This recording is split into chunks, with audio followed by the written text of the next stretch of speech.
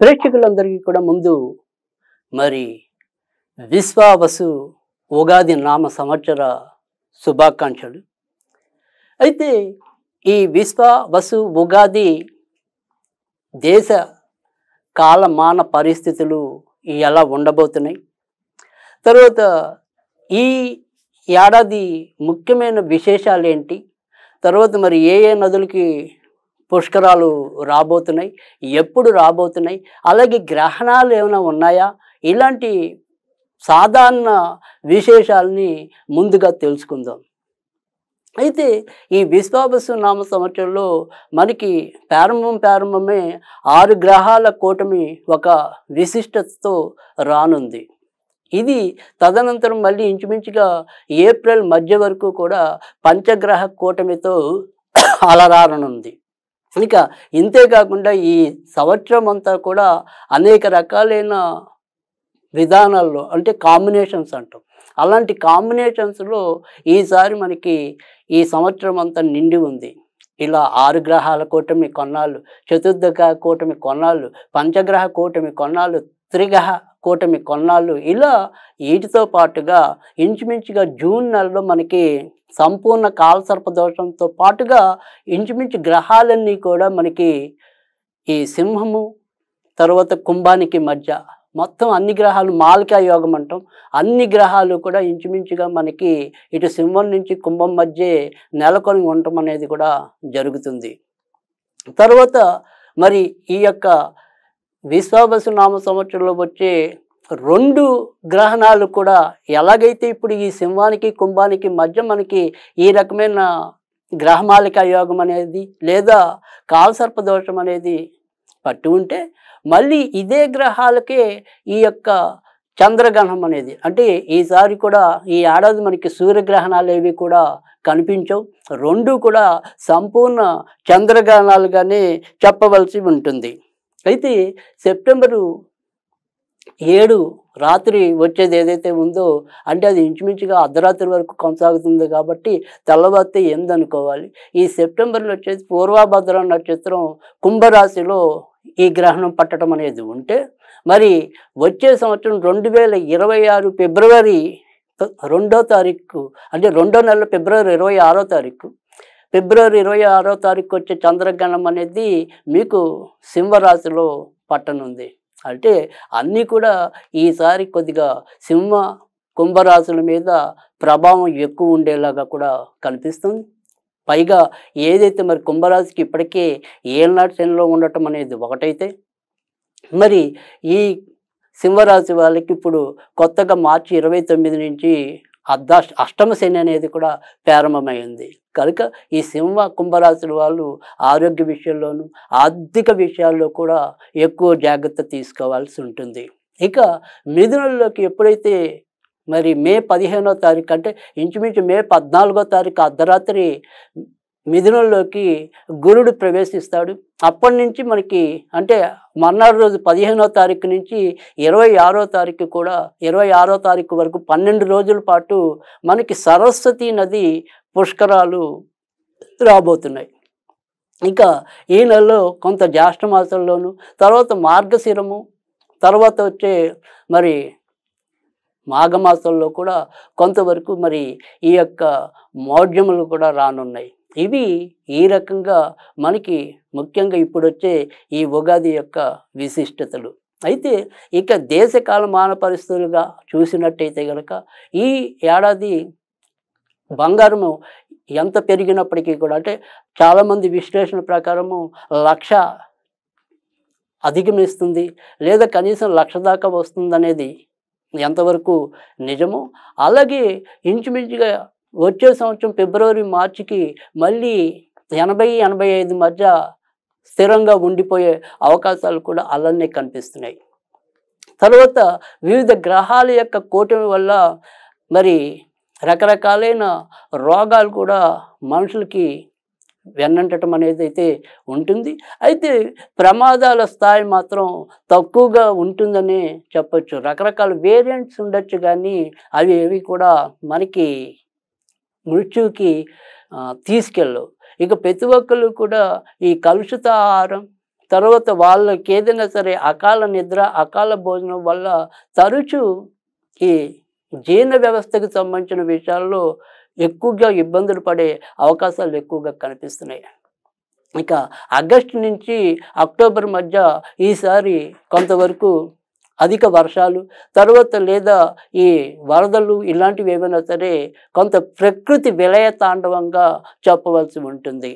ఈ సంవత్సరం అక్టోబర్ నుంచి మరి నవంబర్ వరకు, అలాగే వచ్చే సంవత్సరం ఫిబ్రవరి నుంచి మళ్ళీ ఉగాది వరకు కూడా ఏదైనా సరే రాజకీయ సంక్షోభాలు, రాజకీయాల్లో అనుకోని మార్పులు సంభవించే అవకాశాలు ఎక్కువగా కనిపిస్తున్నాయి.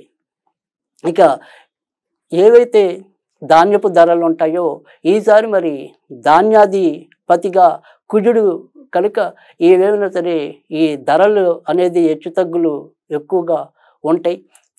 ఒక ఒడిదుడుకులు అంటే నిత్యం ఒకేలాగా ఉండకపోవటం, ఒకే రకంగా ఉన్నట్టుండి పెరగటం, ఉన్నట్టుండి తగ్గటం, ఈ రకంగా కొంత ఇబ్బంది ఎదుర్కోవటం అనేది కూడా జరుగుతుంది. ఇక ఈసారి మరి నవవిధ నాయకుల్లో రవి మనకి రాజుగా చెప్పాలి. అంతేకాకుండా ఆయన ఆర్గ్యాధిపతిగా కూడా మరి రవే ఉన్నాడు. తర్వాత మరి సస్యాధిపతిగాను నీరసాధిపతిగా బుధుడు ఉండటం అనేది జరిగింది. ధాన్యాధిపతిగా మరి కుజుడు అని చెప్పాం, రసాధిపతిగా శుక్రుడు అని చెప్పాం. తర్వాత మరి సేనాధిపతి శని అయితే గనక మరి మంత్రిగా చంద్రుడు ఉన్నాడు. ఎప్పుడైతే మరి ఈ మంత్రి చంద్రుడు అవుతున్నాడో ఈ ఆలోచనలు అవి అంత నిలకడగా ఇటు జనాలకు ఉండొచ్చు, పాలకులకు ఉండొచ్చు, ఎవరికైనా సరే అంత నిలకడైన ఆలోచన అనేది లేకపోవటం, ఎప్పుడు ఏ నిర్ణయాలు తీసుకుంటారో తెలియని చందాన్ని ప్రవర్తించడం అనేది కూడా ఎక్కువ అవుతుంది. అయితే ఇక్కడ రాజు మరి తర్వాత ఇటు మంత్రి ఇద్దరు కూడా మిత్రులు అవటం, మరి గ్రహాల్లో వాళ్ళని రాజు రాణిగా భావిస్తూ ఉండటం వల్ల చివరికి ఎలాంటి ఉపద్రవాలు ఉన్నప్పటికీ కూడా వాటి నుంచి మళ్ళీ బయటికి రావటం అనేది అయితే ఉంటుంది. ఇక ఈ సంవత్సరం మరి వివిధ నక్షత్రాలకి కందాయ ఫలాల గురించి ఏంటో తెలుసుకుందాం. అంటే ఈ కందాయ ఫలాలు అనేవి ఏంటంటే అవి నక్షత్రాలు బట్టి ఉంటాయి. ఏదైనా సరే బేసి సంఖ్య అనేది శుభ ఫలితాలు ఇవ్వడానికి, తర్వాత సరి సంఖ్య అనేది మిశ్రమ ఫలితాలు ఇవ్వడానికి, తర్వాత మరి ఏదైతే 0 అనేది శూన్యం అనేది ఉంటుందో అది కొంతవరకు వ్యతిరేక ఫలితాలు లేదా అనారోగ్యాన్ని ఇవ్వడానికి ఉంటుంది.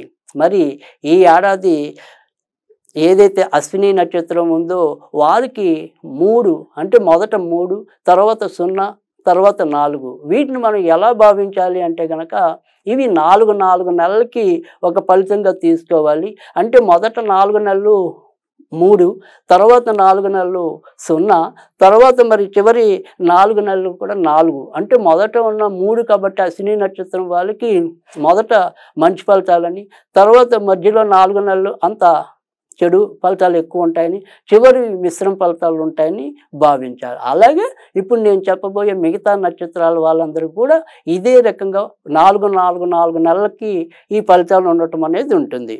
భరణి నక్షత్రం వారికి 6 మరి 1 ఉన్నాయి. తర్వాత మరి కృత్తిక నక్షత్రానికి 1, 2, 3గా ఉన్నాయి. తర్వాత రోహిణి నక్షత్రం వారికి 4, 0, 0గా ఉన్నాయి. తర్వాత మరి మూసర నక్షత్రానికి 7, 1, 2గా ఉన్నాయి. తర్వాత మరి ఆరుద్ర నక్షత్రానికి 2, 2, 4లా ఉన్నాయి. తర్వాత మరి పునర్వసు నక్షత్రానికి 5, 0, 1.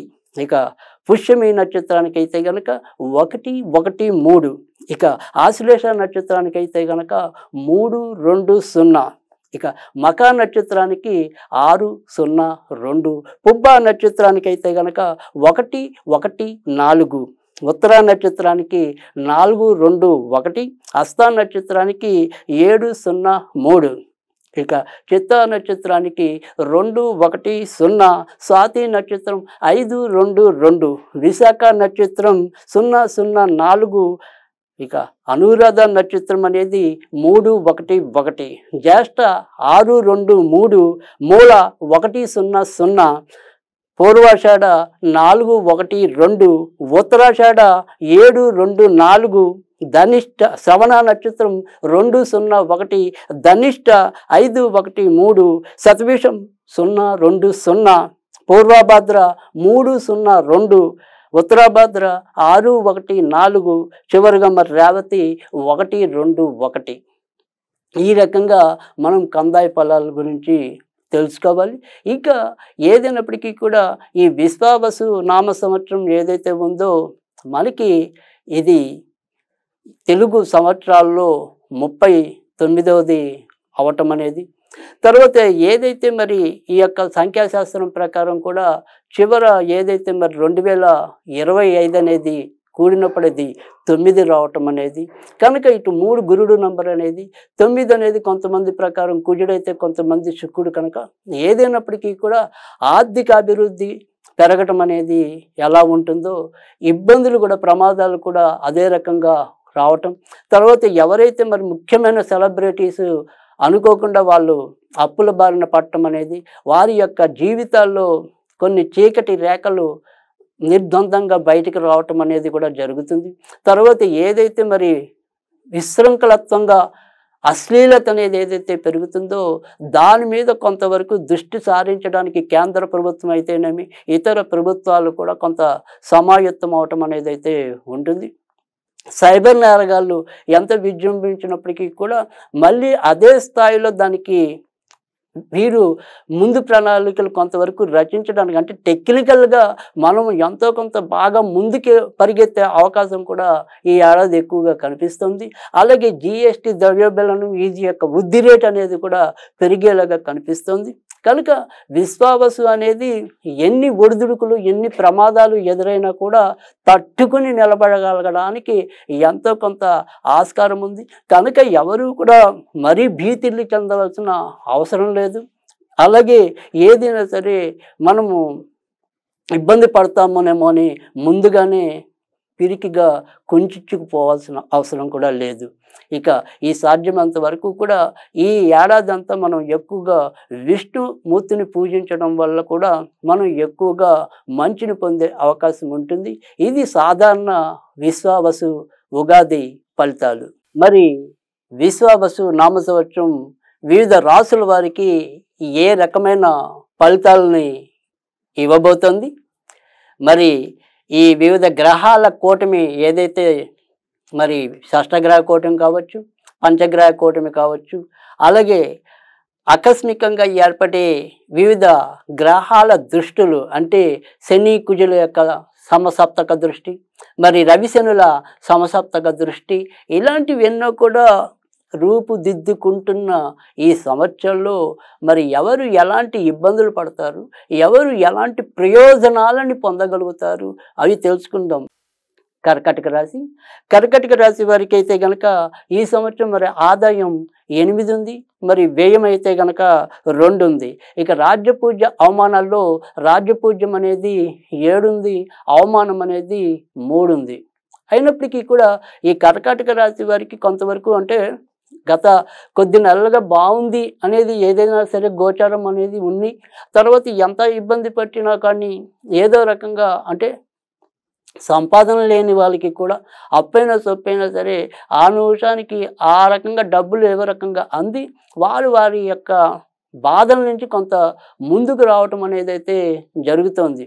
కానీ ఇప్పటిదాకా గత 2.5 ఏళ్ళకు పైగా ఏదైతే అష్టమ శని అనేది ఉందో దానివల్ల ఎప్పుడూ కూడా ఒక ఒత్తిడికి లోనై పనిచేయటం, లేదా ఒత్తిడికి లోనై జీవించటం, ఎంత మనం ముందుకెళ్దాం అనుకున్నప్పటికీ కూడా ఇంకో కొత్త ఖర్చు తగిలి మన్ని ఇబ్బంది పెట్టడం, ఈ రకంగా మీరు కొన్ని ఏళ్ళుగా గమనిస్తున్న వాతావరణం అయితే ఇప్పుడు మరి మార్చి 29 రాత్రి నుంచి ప్రస్తుతం ఏదైతే అష్టమ శని అనేది ఏదైతే ఉందో ఆ అష్టమ శని నుంచి మీకు ఊరట లభించడం అనేది జరిగింది.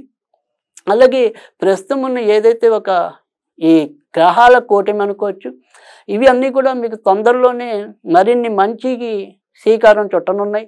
ఎందుకంటే ఇప్పుడున్నది భాగ్యస్థానంలో, తర్వాత రాజ్యస్థానంలో, తర్వాత లాభస్థానంలో వరుసగా ఈ గ్రహాలన్నీ కూడా ప్రవేశించడం అనేది జరుగుతుంది.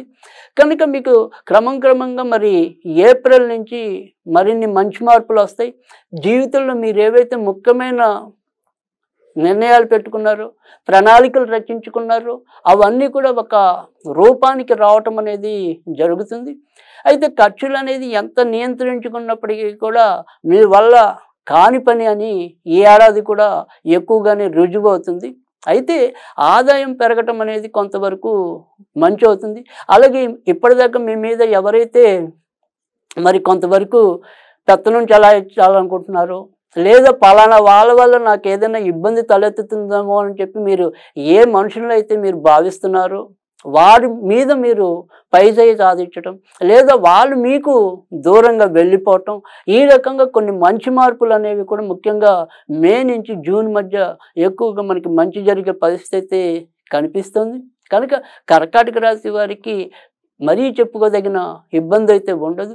ఇక కొత్తగా వివాహం కావాలి అనుకునే వాళ్ళకి కూడా మరి ఈ శని అనేది ఇప్పుడు భాగ్యస్థానంలోకి రావటం, ముఖ్యంగా కర్కాటక రాశికి మరి శనే వివాహకారకుడు కూడా అయ్యి మరి భాగ్యస్థానానికి రావటం వల్ల కూడా ఈ పెళ్లికి సంబంధించిన ప్రయత్నాలు అంటే శనితో కూడినవి కాబట్టి 1-2 ప్రయత్నాలు చేసి మనం ఊరుకోకుండా గట్టిగా ప్రయత్నించినట్టయితే తప్పకుండా మీరు విజయం సాధించడానికి ఉంటుంది. ఉద్యోగాల్లో ఏదైనా సరే మార్పుల కోసం ప్రయత్నిస్తున్నట్టయితే గనక మీరు జూన్ తర్వాత ప్రయత్నించినట్టయితే మీరు అనుకున్న మంచి మార్పులు కలగటానికైతే ఉంటుంది. కనుక ఏదైనా సరే మారాలి అనుకునే దానికి మాత్రం జూన్ తర్వాత నుంచి వాటికి సంబంధించిన నిర్ణయాలు తీసుకోవాలి. విద్యార్థులు వారి ఎంచుకున్న రంగాల్లో రాణించగలుగుతారు. ఈ ఏడాది మీరు ఎక్కువగా సుబ్రహ్మణ్య స్వామికి సంబంధించిన పూజలు చేసుకోవటం అనేది చెప్పదగిన సూచన. సింహరాశి